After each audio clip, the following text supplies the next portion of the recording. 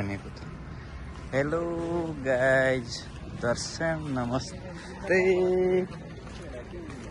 आज चाहिँ हामी पार्कतिर आएको अवस्था।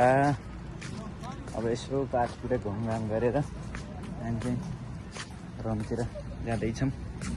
साउदी अरबको एकजिन 18 दारुल बैदादेखि हाम्रो यात्रा चाहिँ अब सरासर रुमतिर हुनेछ। अब नेपालमा चाहिँ युट्युब बन्द भयो भए तापनि हल्का फुल्का बनाऊँ कि भनेर बनाइदिएको। गाइजहरू यस्तै छ। साउदीको गर्मी, यसो गर्मीमा यसो पार्कतिर जाऊँ कि भनेर गएको। यस्तो छ पार्कहरू, यस्तो भएर सर्लक्क जाने हो। Hello guys, take care, miss you, bye by.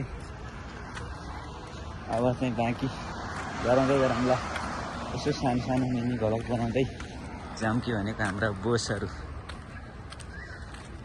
यस्ता छन्, 4 जना आएको।